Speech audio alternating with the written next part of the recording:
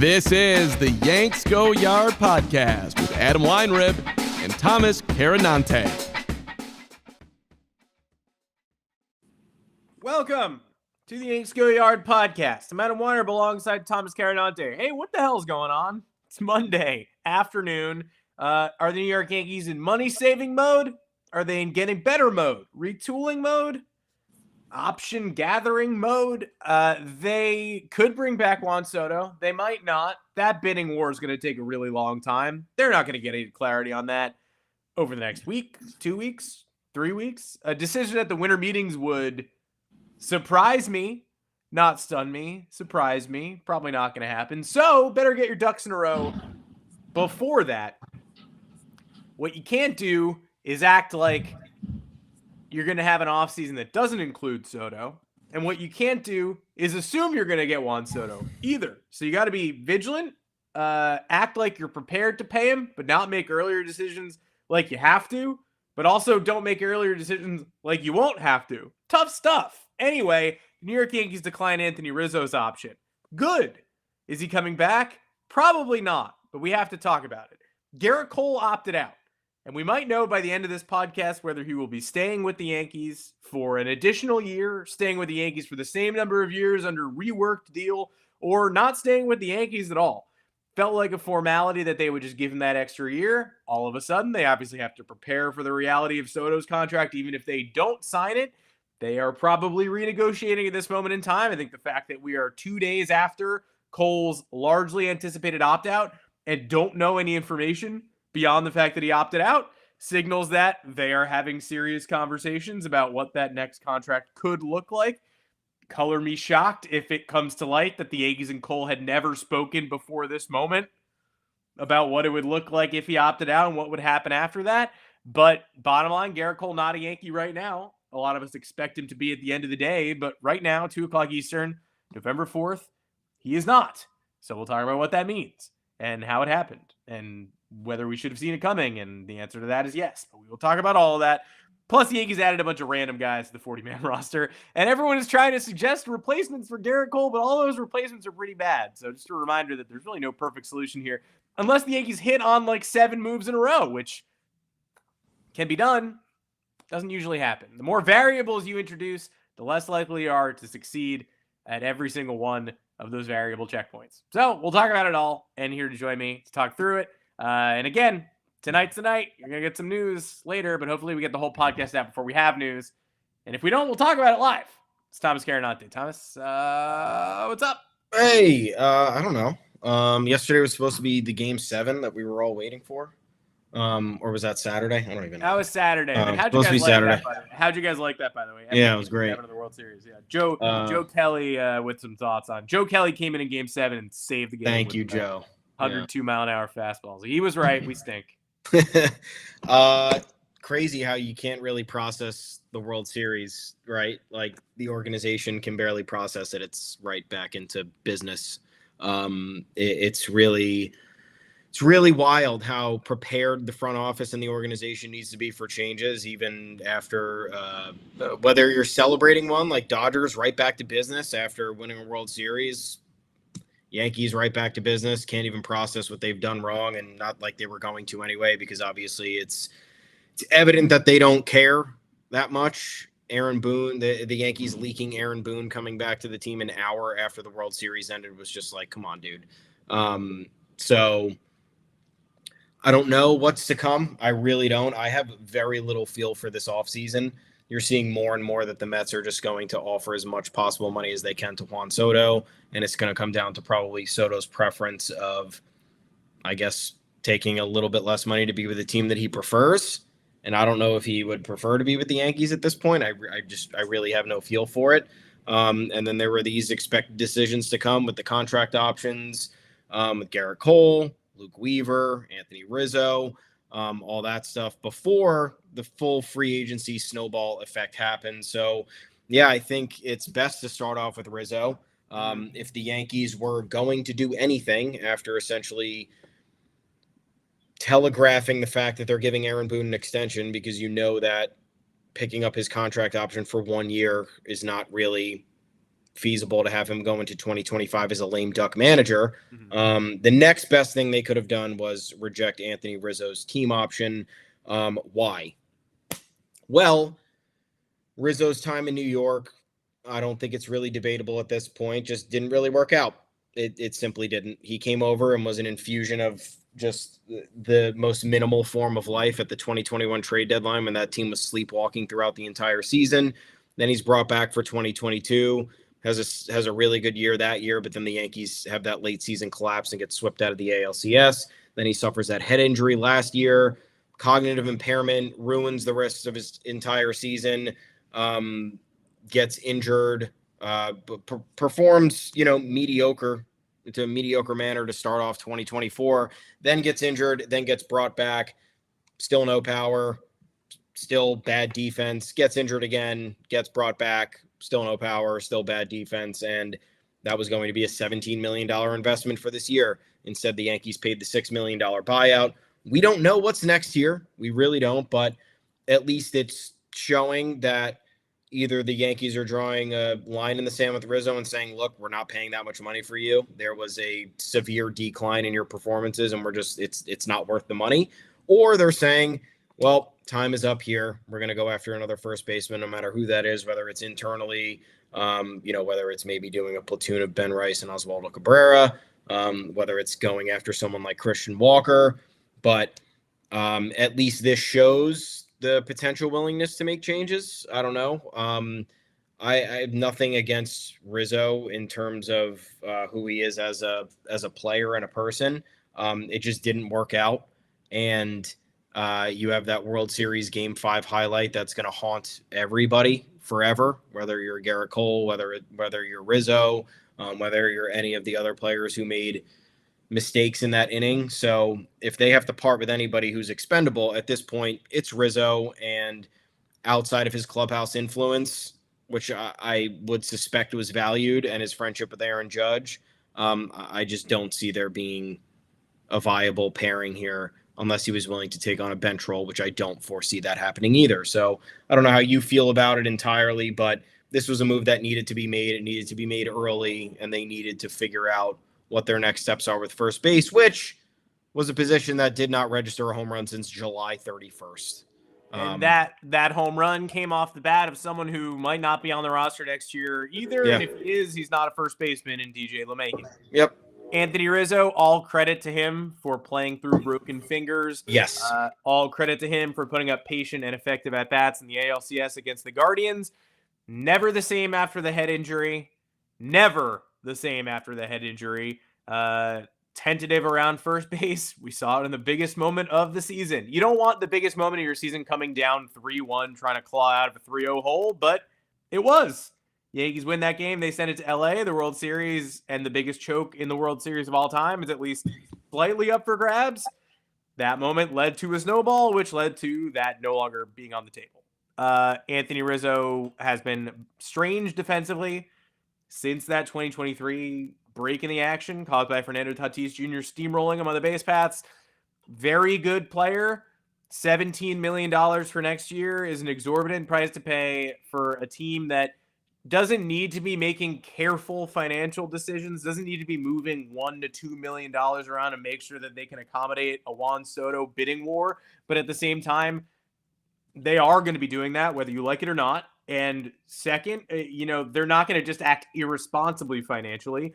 They're not just going to give Anthony Rizzo $17 million and not think twice about it, even if said expenditure wouldn't prevent them from spending on Soto and Cole and whoever else would enthusiastically improve this roster. So the only reasons to bring Rizzo back were that there was a $6 million buyout attached to eliminating the $17 million option. Congrats on Anthony Rizzo's agents negotiating a big one. The Yankees are going to have to pay for Anthony Rizzo to play for somebody else next year.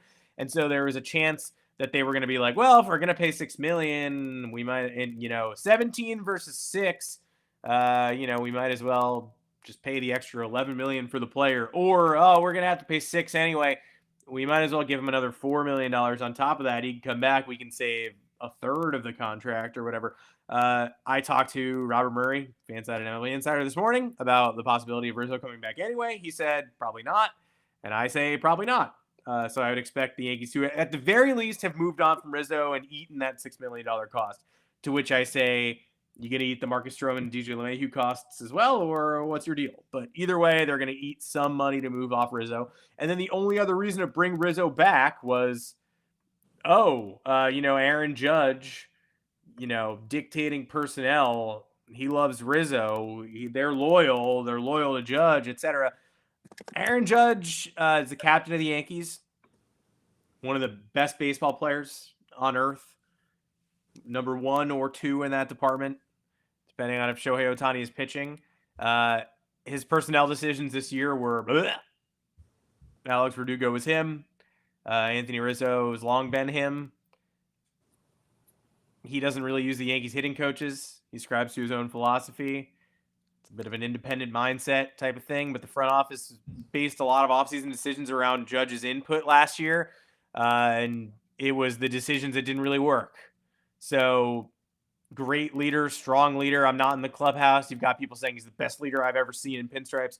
Okay, if you're there and you're saying that, then okay. But I've just seen people say it's Martino saying like the guys in the clubhouse say he's the best leader we've ever seen. I mean, all right, fine, but none of you were in the clubhouse with Derek Jeter or the '90s dynasty, which actually won stuff. So none of you guys were there. So who knows? But there was a chance they were going to be deferential to Judge and Rizzo and Judge were at the U.S. Open together. And, how's Judge going to deal with this? I mean, how's Judge going to deal with this? He and Rizzo just made tag team errors to throw the World Series away. So if Aaron Judge is a consummate winner, then he'll deal with it by being like, I understand the best business decision is letting Anthony Rizzo walk. And it would be financially irresponsible to guarantee him $17 million in an offseason where you need every penny to get to Juan Soto's $50 million AAV. Even loyal Aaron Judge knows Alex Verdugo is going to get a 1-year, $10 million deal somewhere else. Anthony Rizzo is going to make way less than $17 million somewhere else. And now we've got to pool money together. They've got $100 million coming off the books. 50 of that's going to go to Juan Soto. Potentially more coming off the books, depending on what they do with Gerrit Cole. But at the very least, they're going to have this big chunk of money. And I guess less maybe if Gleyber Torres takes the qualifying offer. We'll talk about all of that. But they were going to be, if they were going to be really deferential to Aaron Judge, they could have just thrown his friend $17 million. And it's nice to see that they didn't do that. Yeah, I think that even Judge would have to understand that's a ton of money to pay to a first baseman, especially when you're getting no production. And the one saving grace for Rizzo, at the very least, would have been the defense and the postseason experience. And neither of that was able to be center stage with his injuries. And I think, honestly, he's just on the back nine of his career, and he's been for a couple of years. And the Yankees opted, look, I'll die on this hill forever, is that they had the option between Freddie Freeman and Anthony Rizzo, who were the same age. One was clearly a superior player in terms of everything, defense, hitting, more recent championship pedigree, team. I think at that point in his career, Freddie Freeman was also much more of a team leader than Anthony Rizzo was at that point in his career. And instead they opted to pay $60+ million to Rizzo for 3.5 years, and they could have just invested another $95 million in Freeman and had him for an additional 3 years. So it was an expenditure gone wrong. They read the market wrong. Obviously there was some bad luck involved, but this is no longer really a tenable relationship. In larger news, we'll see what happens with Rizzo. We'll keep you guys updated as always. But Gerrit Cole opted out of his contract on Saturday, which is something that everybody knew was coming. A lot of misconceptions out there. I had people reach out to me being like, oh man, Gerrit Cole's a free agent, huh? Like, that's brutal for the Yanks, especially after that World Series loss. And I'm like, well, he's not a free agent yet. The Yankees can void it. And they're like, oh, really? They can void his opt-out? Yep, they can. They just got to add another year and $36 million to his current contract. He opted out with 4 years and $144 million left. If they add 1 year and $36 million, it comes out to a 5-year, $180 million contract, which I don't know if you're getting a better rate than that in free agency. I know Gerrit Cole is entering his age 34 season. That's fairly old from a starting pitcher perspective when someone's been in the league since they were 22 years old. He's coming off the elbow injury, which obviously affected his peripheral metrics and his strengths that originally had the Yankees interested in him to begin with. Remember, signed the largest starting pitcher contract in history, 9 years, $324 million. And we don't know what's going on. The deadline for the Yankees to put this to bed is 5:00 today. They have not yet tacked on that 1 year and $36 million. And it's, I think, led to some uncomfortable conversations. Some people are justifying why it might be a smart decision to let him walk. Some people are saying that maybe the injury it could be a deterrent, especially in the Yankees' eyes when you're looking at 2025. Others are saying you could probably, I think the craziest but somehow valid argument is that the Yankees had their best stretch of the season without Gerrit Cole this year. And this is not saying anything about Gerrit Cole. It is just absolutely fucking crazy how April and May was the best stretch of this team's season, which essentially got them the division win and got them into the playoffs and helped them secure the best record in the American League. And they managed to do it with Luis Heel acting as Gerrit Cole, rookie pitcher bursting onto the scene, Clark Schmidt pitching incredibly well for those first 2 months, Carlos Rodon pitching incredibly well those first 2 months, Nestor Cortez putting up his largest workload as a starter all season. Marcus Stroman was also very good for the first 2 months. So you look at that and you're like, what? How is that even possible? That was a mere coincidence at best. The Yankees are significantly worse without Gerrit Cole on the roster. If you're speaking Tampa Bay Rays language, let Gerrit Cole go. We could figure it out. Save $36 million. What does that mean? We sign Sean Manaea, Nick Martinez, and maybe get rid of Nestor and then figure out a way to maybe import one of Burns or Fried or Blake Snell. That part of the conversation obviously wouldn't be for small markets, but the Yankees could entertain that. I don't know what the plan is. I think that if you're looking at the open market, Corbin Burns is getting $250 million at least. 200 to 250 million. And if you're checking Corbin Burns, you can poke holes in any, spoiler alert, you can poke holes in any free agent pitcher's candidacy. Yes. My favorite is when everyone's like, well, I mean, his arm's going to blow up. I mean, he's going to get Tommy John surgery. You know who else is going to get Tommy John surgery? Every pitcher on earth. There's a pretty good chance whoever you pay is going to need elbow surgery. Really sucks. But you're pretty much, you can copy and paste that argument for anyone that you're going to pay. Corbin Burns, everyone on the Gerrit Cole train is going, you know what, though? I mean, age 34 to 38, his velocity was down a little bit this year. His whiffs were down a little bit this year. Corbin Burns' strikeout percentage has been declining precipitously since 2021. He was in the mid 30s in 2020 in the shortened season. He's down to 23% last year. So don't tell me that Gerrit Cole is the only pitcher who's going to regress and Corbin Burns a safe bet to he'll probably improve. He's young. I mean, the data actually shows that he is backsliding. That's not to say don't pay Corbin Burns $250 million. It's just to say that if the Yankees signed Corbin Burns, you would immediately get an onslaught of tweets going, I'm a little bit worried about that K percentage. So, if there's no slam dunk here. Yeah, you're totally right. And the only other palatable option, and look, I don't know, Cole, in essence, would be the best free agent, right? The free agent pitcher.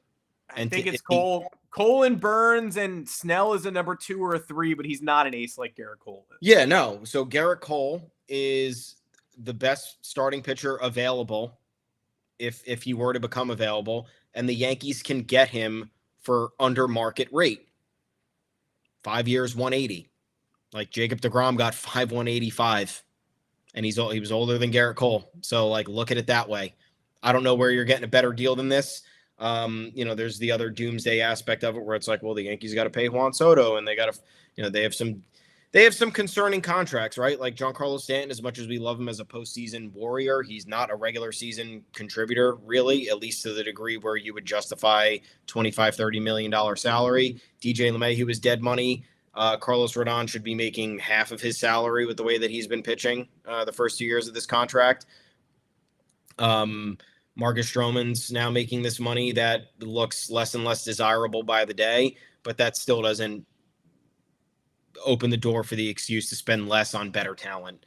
And if you can get Gerrit Cole for cheaper than Jacob deGrom, then to me, that's just something you do. The other option is, sure, let Cole go. And if you don't want these massive long-term deals on the books, then you got to make some moves. So if you're going to let Cole go, Soto has to come back. You have to figure out a way to eat DJ LeMahieu's money or get another team to eat some money. If you want to attach a prospect, get him off the roster. And then you have to sign at least Blake Snell. I don't know what that would take. Maybe you're looking at 115-20 million, which I guess would be cheaper than Cole. But, again, that's only 60 million less, and I don't know how much more of an upgrade that is. You could pair him with Sean Manaea, Nick Martinez, or something like that. Trade Nestor, get him off the books again. But again, I don't know who's taking him after a flexor strain. So this is very complicated, and I feel like the easy decision was for the Yankees to shut everybody up by tacking on this extra year and $36 million on the 2 hours after the decision came, but they didn't. John Boy raised the point, which I saw on Twitter after this happened, was that maybe they're discussing a larger deal for Cole with deferrals to help make the payroll a little bit more flexible because they have a grand plan to bring in Soto and or more talent. And I'm not going to entirely rule that out, but have the Yankees done anything like that in recent memory outside of like extend DJ LeMahieu's contract 1 year so the payroll tax hit would be less? I don't know if this is the Yankee style. Like, the Dodgers have an ownership group of a lot of people who have money. The Yankees, I'm not saying that it's any excuse because the Steinbrenners are loaded, but it's just the Steinbrenner family. So it's not like you have a room of billionaires being like, oh yeah, dude, like fucking show it. Yeah, give them $700 million. We'll figure out the payments in 15 years. Just get us a couple World Series. And they already got one in year one, so they're not sweating anything. Mm-hmm. This Yankees team is very different than that. Yeah, I don't understand. I mean, Scott Boras isn't really a deferral guy either. It would be like Fantasyland stuff if they were able to announce this evening, like, oh, the Yankees have agreed on a new 4-year deal with Gerrit Cole for less money, throwing money into 2040. Like, yeah, that would be fantastic. The easiest thing to do is tack the extra year on. I am not surprised we haven't already heard about it, but the fact that we haven't already heard about it, it feels less and less likely that the Yankees are going to take the simple route here and just give us a 5 p.m. press release saying, remember what we negotiated in 2019? Yeah, we tacked the year on and now it's done. Here's my thing. Gerrit Cole, don't discount Gerrit Cole's Yankees fandom and what the Yankees mean to him. Not to say that he's going, I mean, he already opted out. So he's not staying without a fight. They're not like there's going to be work to be done here in order to keep him. But you think someone who grew up a diehard fan of the New York Yankees is prepared to just leave after what he did in Game 5 of the World Series, which he's not even getting that much hatred for doing? Largely, I think a lot of people, he's going to get trolled by all non-Yankee fan corners of the internet, but I think Yankee fans just feel tremendous shame with how that series ended. We're not going to hold that against anybody. No. Anthony Rizzo's gone. Aaron Judge and Gerrit Cole both made tremendous gaffes in this game. And I think curtain up on next year, and you're just ready to attack the new season with ferocity. I don't think you're going to see people being like booing Gerrit Cole on opening day, being like, first the 5th inning and now this. I think you're going to see people ready to forgive, and he doesn't want the end of his Yankee legacy to be. He spent 5 years with his childhood team, made the ALCS a couple times, made one World Series, and ended it on his own right arm, making a terrible judgment call and then allowing some 2-out ribby hits. So again, I would be very, very surprised if Gerrit Cole caught the Yankees off guard with this opt-out, especially since we were talking all year about how there was, I guess, a very small chance that he foolishly parlayed his fandom into just keeping that same deal on the, I'm not going to look to maximize money. I'm not going to look to take advantage of the contract I negotiated. I'm just going to be a nice guy and say, I love the Yankees, and I'm not going to make this maneuver that we baked into my deal. I'm just going to say, see you next year. Let's go get a ring. Let's go bring Juan Soto back. No, that was never likely. The opt-out was in there for a reason. It was not in there so that Gerrit Cole could sit on it and magnanimously throw it away. It was in there so that they could rework his deal if needed.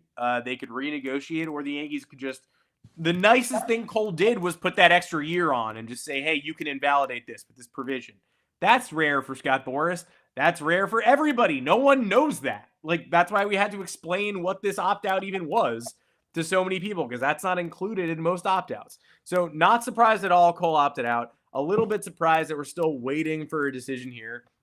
What do you think's going to happen? I mean, how many times have we waited around for something interesting only to be given something that's like the baseline level of interesting? I actually think at 5 o'clock, they're just going to say, that we invalidated it. Thank you. Like, it's going to feel suspicious that we waited this long, and then we'll get to 5 o'clock and we'll just be like, oh, I guess they were just messing around. I mean, I don't know where you're on this. I honestly don't know. I wish I knew. They have made things more difficult than they've needed to. They've made like curveball decisions that are wrong. Like the Stroman one was the perfect one, where it was like badmouth the guy 5 years ago. See him going off on you on social media for subsequent seasons, and then all of a sudden fix the relationship and then pay him $18 million a year. I wasn't necessarily against it, but it was just like, did we have to do this? Wasn't there like another way we could have been smarter? Like, again, couldn't we have just given up a little bit more for Corbin Burns? I don't know. Like that discussion at the time was tough because supposedly they were asking for Spencer Jones, but it's like, what would you rather have? Like, maybe get rid of a prospect that probably isn't going to pan out because none of your prospects pan out, or have a $20 million hit to your payroll for the next few years when you know that you're bringing in Juan Soto, and that could be another massive expenditure. So I honestly have no feel on this. I could see all of these scenarios. I could see a rework deal. I could see the Yankees saying, you know what, we're going to go in a different direction. And that would be shocking, but it wouldn't be crazy. And then I could see them just being like, hey, doing the thing everybody expected us to do. We just decided to wait 48 hours because we have nothing better to do for whatever reason. But yeah, I don't like the other aspect of this where maybe they're thinking, I doubt they're thinking in this way, but like they paid the largest starting pitching contract in history for Gerrit Cole, and they haven't won a World Series. And I don't know if that weighs into the decision-making. I really don't. And I know Cole has largely been great in the postseason, but like you look at the bad luck, right? His two best starts of the postseason came in the World Series, and they lost both of those games. Aaron Judge's clutch home runs time and time again are for naught because of something that happened. So I know the Yankees don't usually look at that type of thing because they're more results output oriented based on what that player is doing. But there is something off here. Like Gerrit Cole's Cy Young year came in a season where nobody fucking cared. The Yankees were out of it since July. None of it mattered. It's still a major accomplishment. It still is going to be a major aspect of his Hall of Fame candidacy. But in terms of the Yankees' accomplishments for that season, didn't really matter. It was nice to have individual accolades, but it was a disaster season. It was the worst one that we've seen in 30 years. ALDS exit, giving up that home run to Austin Meadows. 2021 wild card exit, whether he was pitching injured or not. 2022 ALCS. So I want Gerrit Cole back. I think that's the best path forward. And then you add around him and you figure out a way to get rid of this other money. But I could see bad thoughts creeping into people's heads. I could see that. So I really don't know what's going to happen. I will tell you this. I will be kind of pissed off if 5 o'clock arrives and they're just like, we're tacking on the extra year. Yeah. Because then I'm just like, why the fuck didn't you do this on Saturday? Yeah. Why? You've got fans now carrying water for the idea that they were going to let Cole walk too, which, look, I hear you. I know we've all read the same books. I know we know that pitcher deals don't age that well past the age of 35 or 36 or 37 in modern medicine or whatever. And that Justin Verlander is an outlier. Like, look, we all read Moneyball, right? Like, No one is like, oh my, wait, pitchers age poorly? Oh my God, this changes everything. We should let Gerrit Cole leave. Like, I know. And in an ideal world, you would never pay $36 million a year to a 38-year-old right-handed pitcher. But this isn't an ideal world. My last minute pitch I know it sounds a little snarky. Trust me, I do hear you when I hear you say that. But I don't think it's a good idea to intentionally weaken the roster ahead of pitching Juan Soto on coming back. Winning is important to him, whether it's winning infrastructure of years past or going forward. The Mets are able to offer a winning infrastructure. They're not able to offer franchise history that trumps other franchises' histories.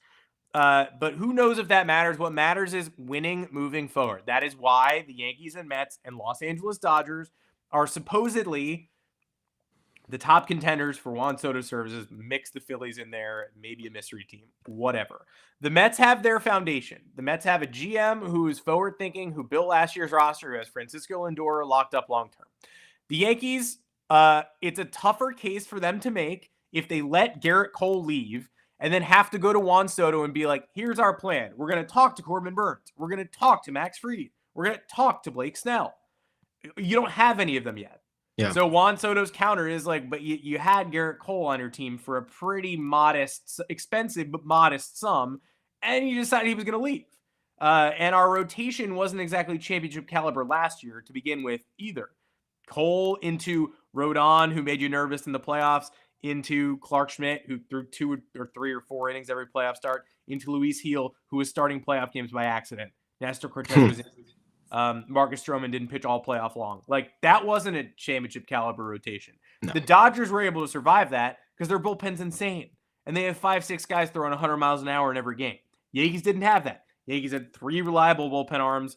They were bringing Mark Leiter into jams by the end of the playoffs. So, in order to be a championship caliber operation, you got to take the money you saved on Cole and spend it on Burns, Fried, Snell, Severino, Sean Manaea, Kikuchi. You have to bring 2 guys in. At least. Right?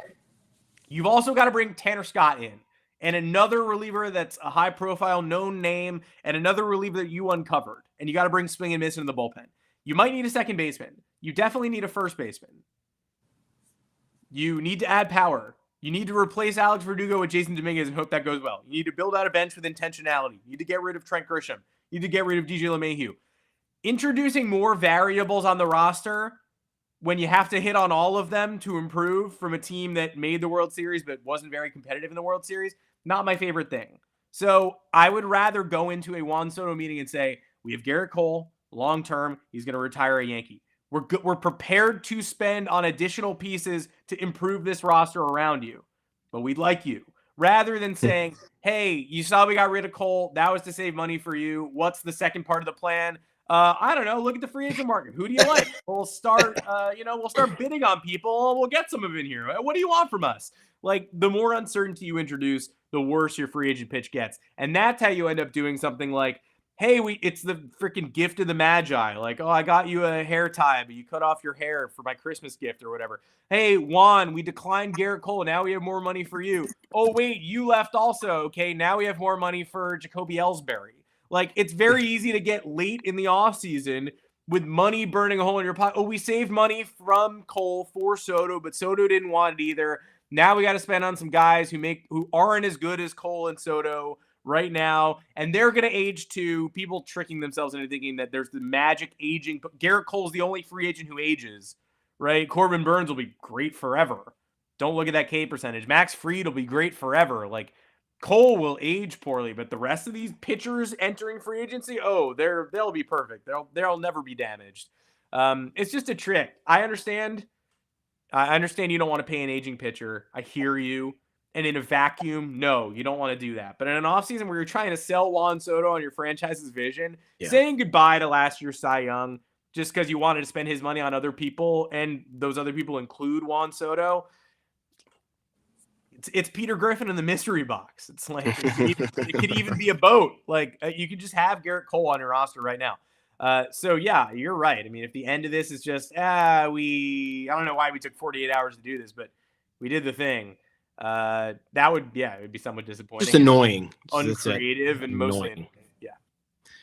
Well, Who else? We got Luke Weaver back.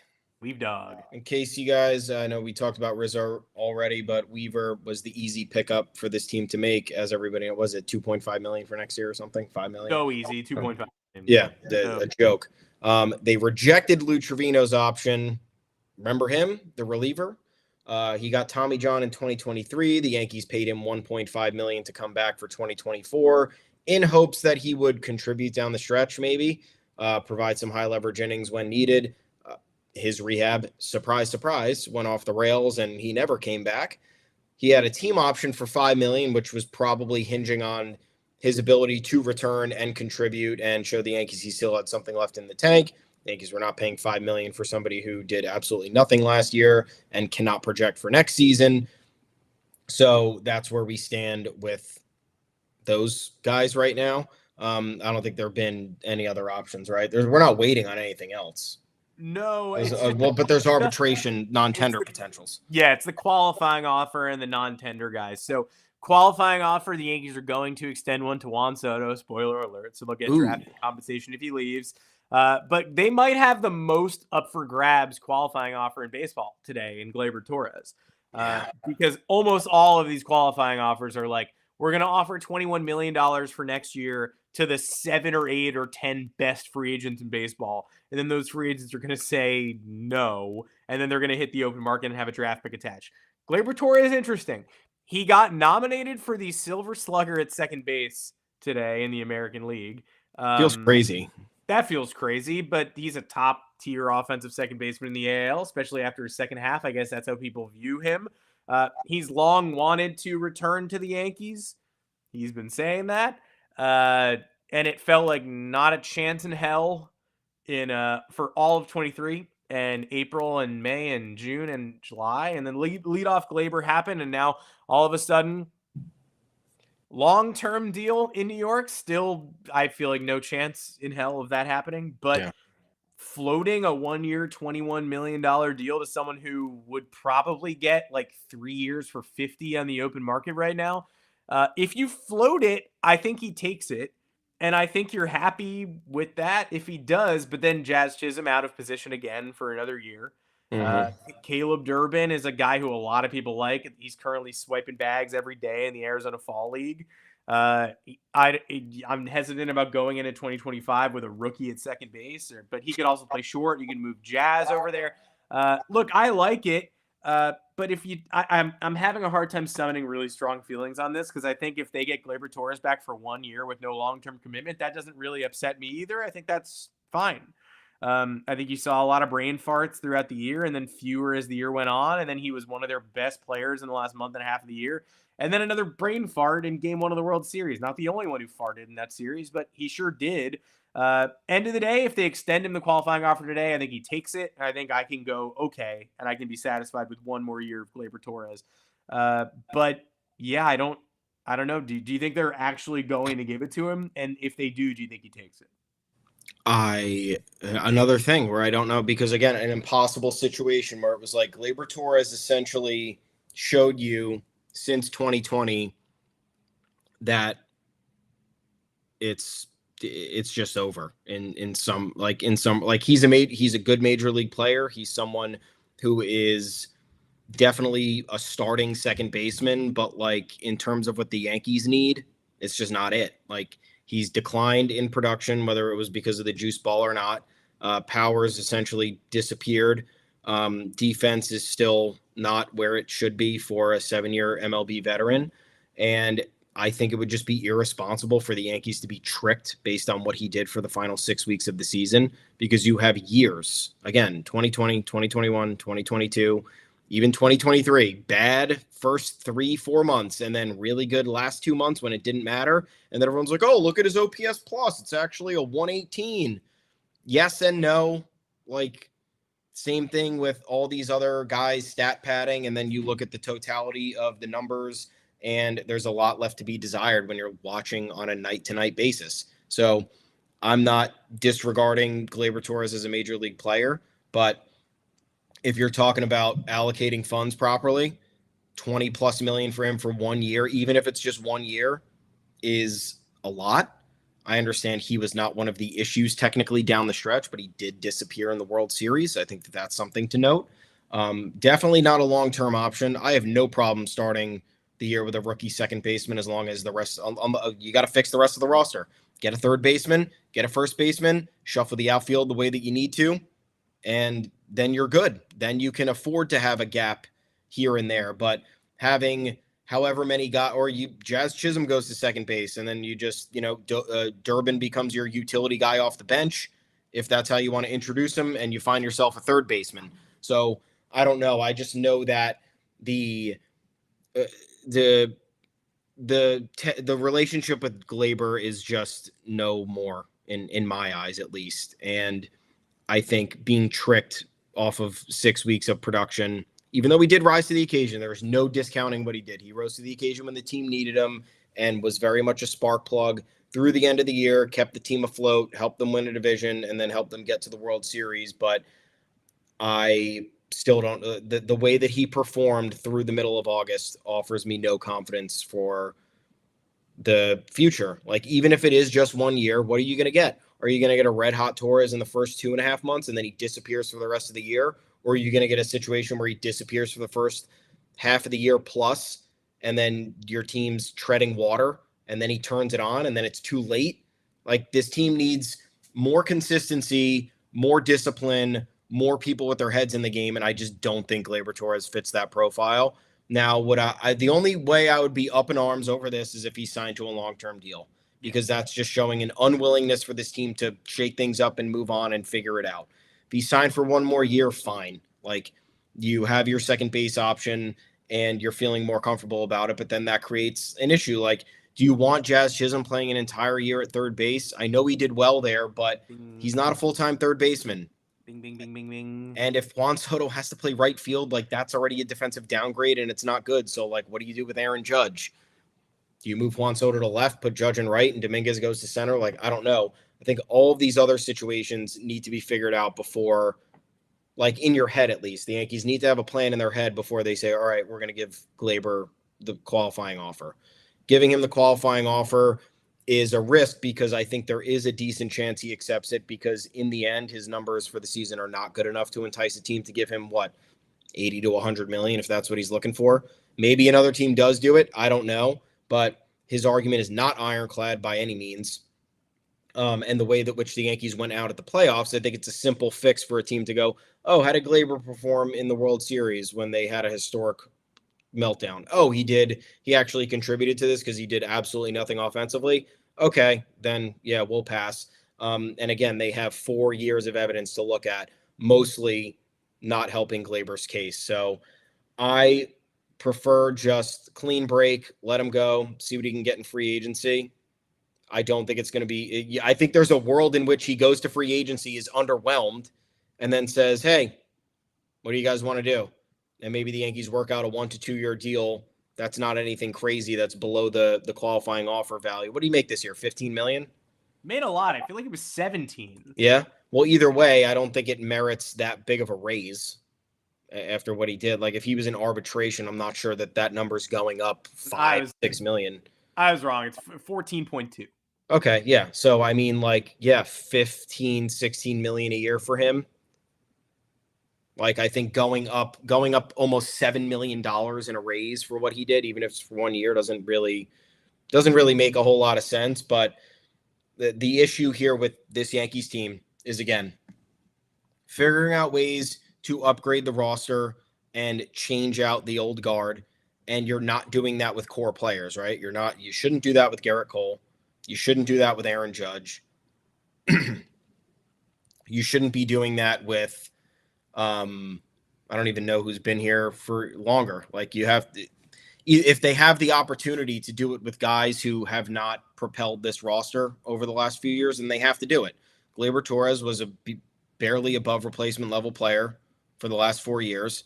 And there's just that doesn't upgrade you. That doesn't help you. He's been the poster child for mental lapses and defensive inefficiencies, something that plagued this team all year, something that killed them in the World Series. So I just don't see a world in which this makes sense, especially when they have someone in-house who can immediately slot over to second base. And then you look at the the trade market or the free agent third baseman. I know it's not entirely helpful here, but like, yeah, your best option might be Alex Bregman, and maybe that's where you spend the money.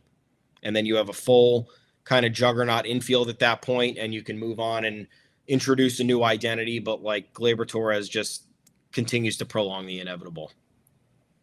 Yeah, then the best argument for me is that Jazz was not a third baseman, and it's a miracle they made it through the end of the year playing Jazz at third base, and they made the World Series. There are a lot of things about the Yankees running the World Series, and you look back on them and you're like, that's a miracle. Yeah. Like Austin Wells hit 080 in the playoffs, and they made the World Series. Jazz Chisholm played out of position in August, September, October, and it never really came back to bite them. The worst thing that happened was a bad defensive inning against the Rangers in a game they ended up winning by a little bit, and then Joe Kelly talking shit saying, and the Dodgers saying he was out of position on relay throws. Yeah, I mean, sounds bad. I don't want to repeat that because we survived it last year, and I don't want to be like, let's do more of that. So I want to see Jazz Chisholm starting at second base on opening day. I think he's a good player. I think he has significant value. I think playing him out of position is weird. It's the worst part about bringing Juan Soto back because Aaron Judge is a not that good center fielder, and he's aging. And just you're just gonna have to do that. Maybe next year is the year we go Dominguez center, Aaron Judge in left. I'm not gonna let it prevent me from bringing Juan Soto back. I'm just saying that's a little weird, aging Aaron Judge in center field for the next couple of years. That didn't go great this year. Why are we gonna do that again? Get creative. All I'm saying. I wouldn't be bummed to high heaven if Torres comes back on a 1-year deal. But the best argument against it is $21 million is a lot of money, and Jazz Chisholm has to get off third base sooner rather than later. Yeah. Bunch of randos on the 40-man now, and I think this works best as an explainer. And then I 40-man randos. Total randos. I mean, Yerry De Los Santos, J.C. Escarra, and Taylor Trammell, who won a World Series ring with the Dodgers, even though he was on the Yankees because he played for both. Explaining what Yerry De Los Santos, a reliever you probably don't remember at all, had like a 3.9 ERA in the minors this year. Escarra got plucked out of the Mexican League, I believe, and was pretty solid at AAA last year and is a not disinteresting exit velocity-based backup catcher option at some point. Taylor Trammell is basically just a backup, former top prospect, backup outfield fodder at this point in time. But notably, this is not the Rule 5. Like, this is not them adding minor leaguers in a wave to protect them from the Rule 5 draft, which we all know the significance of that. Those are people who are approaching a certain amount of minor league service who could be plucked by other organizations and held for the entire year as long as they stay on the big league roster all year. If not, they're returned. Those are top prospects. Like Caleb Durbin is almost definitely going to be added in the coming weeks to be protected from the Rule 5. This is adding a bunch of minor league free agents, people on the verge of being minor league free agents, to the 40-man roster so you can continue to evaluate them and not let them enter minor league free agency as the deadline expires. De Los Santos, Taylor Trammell, almost definitely going to be DFA'd in the weeks to come as the Yankees make additions, make moves. Escarra might hang out a little bit longer than that, but again, all this was saying all these guys are going to enter minor league free agency. If we don't add them to the 40-man, let's keep them for the time being. They're going to be the number one heads on the chopping block as the Yankees start cutting people off the 40-man roster. So learn their names at your own peril, but just educating everybody listening on exactly what happened here. So you're like, wait, I thought we had to add top prospects for the Rule 5, and then we're using up those spaces with minor league free agents I've never heard of. That's what's happening. They might even lose their spots to the Rule 5 guys in a couple of weeks. Remember Donnie Sands we added and then immediately traded with Nick Nelson to the Phillies, or it's that kind of thing. Maybe you hear from these guys again. I wouldn't expect that you hear from them, but I've been wrong in the past. Joe Kelly. Oh, one more thing on the free minor league free agents. So Kevin Smith, Anthony Masiewicz, and Josh Masayuski. Is that how you say his name? Masjevsky, I think. Masjevsky, yeah. All those three guys elected minor league free agency over the weekend as well, on Sunday. So the Yankees, I guess, prioritize these three over them. I don't know why. I would like to know why. I think the moral of the story here is that the Yankees need to have better 40-man roster fodder because the guys that they were adding and bringing up and down all year just didn't get the job done. It wasn't enough. It wasn't enough help. It wasn't enough depth. It wasn't enough support. And then you see these no names get added and go away. And it's like, these guys were here. Who are they? And in theory, you should know guys who are getting added and, added to the 40-man and shuffled back and forth between AAA. Nobody really knew who these guys were. I think that is a disservice to everybody. Like, the Yankees should have fairly well-known players, or at least guys who contribute regularly in this role, like a Ron Marinaccio. Everyone knew who Ron Marinaccio was. I don't think his situation is one to highlight in terms of how he was treated and how it went down. But, like, in theory, you should have someone of that name, of that caliber, being able to help out and actually provide something, as opposed to just, here is a loose collection of players who are going to do nothing at both AAA and at the major league level. So there's, I guess, more of a primer for whatever the hell this is.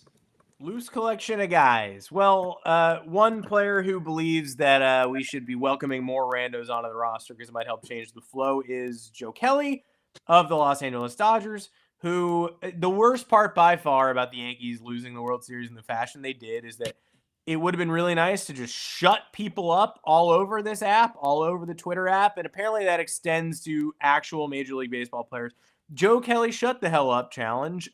Joe Kelly, formerly of the Boston Red Sox, currently of the Los Angeles Dodgers, but only on a technicality, became everybody's hero when he sneered at Carlos Correa, even though he was on the 2018 Red Sox team that cheated, and he wasn't on the 2017 Dodgers team that got cheated, but he still got on his high horse about cheating throughout Major League Baseball. 4.78 ERA this year, subtracted WAR from his team, 1.49 WHIP, 4.69, and did not make the World Series roster because he was injured. On the field after the World Series was over, talked about how they knew they could just put pressure on the Yankees and the Yankees would start eventually playing Yankee defense, which means shitty defense. That was a good comment for the front office to hear. That should wake up the Yankees and their coaching staff and their players and work on preparedness. But then Joe Kelly got on his platform on the Baseball Isn't Boring podcast and said, Dodgers, Yankees, one of the biggest overmatches in World Series history. They knew that the Yankees, they knew they had the Yankees. They were excited. And also the Yankees would be 8th or 9th if you were re-ranking playoff teams after the playoffs ended. And that's where I just say, give me a fucking break, Joe Kelly. Like, you made a good point. You made a good point in the immediate aftermath of the World Series. And then you're like, while everyone's here, let me make 7 more dog shit points. You really decided to test your luck.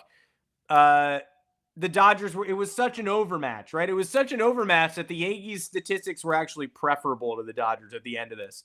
More offense, more homers.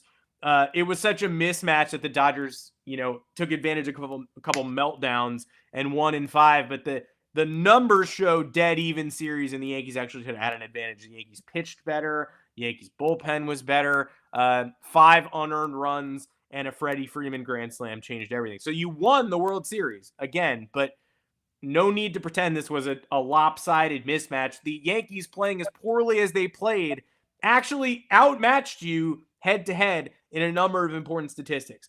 Joe Kelly also said this was over as soon as they showed Fat Joe on the board. They knew the Fat Joe curse was real. I don't know why you don't want to take credit for winning the World Series. You won the World Series and you give credit to Fat Joe, ridiculous, and then you say that this is one of the worst teams you could have played.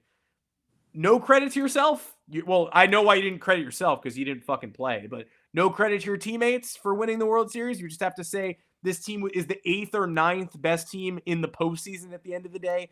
Give me a break on that. You could get the Dodgers, definitely. They won the World Series. No argument there. The Phillies, maybe. The Padres, I would say for sure the Padres. The Mets, I guess. Mets beat the Yankees 4 times this year. But that's that on that. The Astros got swept in their own building. The Orioles got swept in their own building. Then they were terrible in the whole second half. Yankees beat the Royals. Joe Kelly tried to rank the Guardians ahead of the Yankees. It's cute. It's a nice thought. They lost the series in 5 games. Outgunned, outmatched. Like the Guardians were surprisingly competitive and played a wonderful series, and every game was close. Ahead of the Yankees? No, behind them. The Yankees beat them in a direct head-to-head series. So behind them, behind the Yankees. So Dodgers, Padres, maybe Mets, maybe Phillies, Yankees. Sure. Everybody else. Fifth at worst, but also not fifth because the Mets didn't really put up much of a fight against the Dodgers either, and the Phillies were whomped by the Mets and played their best baseball in the first half. So I would rank the Yankees, who made the World Series and lost it, third. Ninth, I'm going to have to quibble with that, but I'm not shocked that Joe Kelly, who got an A on the group project for farting in the corner of the pool, had that opinion of the New York Yankees. What'd you expect, man? It's like the World Series ends, the Yankees go out in the most embarrassing fashion, and it's still not enough for some people. It's still not enough for Joe Kelly, who's of course going to rile up Red Sox fans with this too. Like, you got to find a new way to try and make the argument even more of an embarrassment for the Yankees, which is just like, come on, man. Like, it's over. It happened. Everybody watched what happened. Everybody, it's statistically one of the worst historic collapses in history. Everybody saw. My dad, who doesn't even watch baseball, he's like, that's one of the worst innings I ever watched the other night in the fifth inning. I was like, yeah, it was. I had a friend yesterday say, like, the percentage chance of all those things occurring in a row is just so low. And I was like, yep, yeah. You're right. So it's like, it's wild. I understand. It's fun to pile on. It always is. Like, if we're in that position, we're probably doing it. But this was just grasping for straw. It was like desperately trying to find a new angle to be like, how can we drive this point home even further to make the Yankees look even worse? And of course it was, he was appearing on Rob Bradford's a WEEI personality. So of course that was the market. You're talking to Red Sox fans on that podcast for the most part. I know it's baseball wide, but that's a Red Sox fan base escape. So he at least knew his audience, so I'll give him credit for that. But yeah, again, just give me a break. Like, the Royals and the Guardians had their chance. They didn't do it. The Yankees got through. Even like, the Phillies and the Mets. Yeah, the Mets beat the Yankees head-to-head all year, but the Yankees ended up with the best record in the American League. If the Mets were in the American League, I don't think they say the same thing about that with their schedule slate. And, like, what are we ranking postseason teams on, by the way? Like, the Phillies are now ahead of the Yankees, whereas if the Yankees go out in the DS, you're saying, oh, then what a pathetic team. Like, not only were they, a Trojan horse in the regular season, but they proved themselves when the playoffs came along and they completely fell apart. And then the Yankees would be an absolute embarrassment. And then you're ranking them lower. So whatever, like, Joe Kelly gets his World Series ring. Cool. Sure. Enjoy. We already know how bad it was. We were talking about it all year. So Red Sox fans were the ones who also saw that the Yankees were a little bit fraudulent from time to time. And it's just no secret. The secret's out, essentially. You saw how the Yankees performed in the World Series. You saw their meltdown against the Guardians. You saw their Game 2 loss against the Royals. You saw all the inefficiency with the runners in scoring position, with the strikeouts, with the defensive miscues. So, yeah, I guess have fun. Sure. It's weird. Like, I don't know. I miss the old days with post-World Series. Like, remember when the Yankees used to win World Series and they were just like riding around floats with camcorders, like having a time, and they were drunk and just sort of being drunk. Like, I know it's been a while since we've won the World Series. I haven't been paying that close attention in recent years to what these celebrations are usually like. But Alex Cora in 2018 using his World Series parade at Fenway to tell the Yankees to suck on it after beating several rounds prior. Kike Hernandez on the stage at Dodger Stadium yelling at Fat Joe also. As soon as we saw that guy named Joe, we knew it was over. Why did they think that? Why is Fat Joe a curse now? Just because he spent a little extra too long on the field? He was off key and Ice Cube is cool. Like, I don't know. It makes no sense. But again, like, Kike Hernandez crapping on the Yankees, Joe Kelly, like, do people do this if they beat not the Yankees? Like, No. Were the Nationals at the Nationals parade in 2019 where they like, you left Gerrit Cole in the bullpen, idiots, and then the whole crowd was like, yeah. Like, I don't remember this unless if you beat the Yankees, I guess you get to taunt them, but if you beat other teams, then you just celebrate with your fans, and it's nicer and wholesome.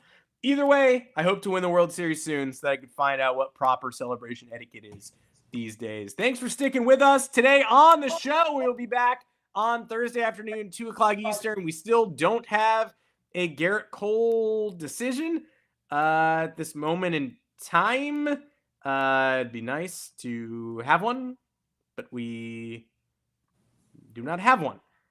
So stick with us. We'll chat on Thursday. We'll give you some more updates. We'll figure out what's going on. My name is Adam Weinrib. You can find me on Twitter at Adam Weinrib. Thomas Carannante, where can the people find you?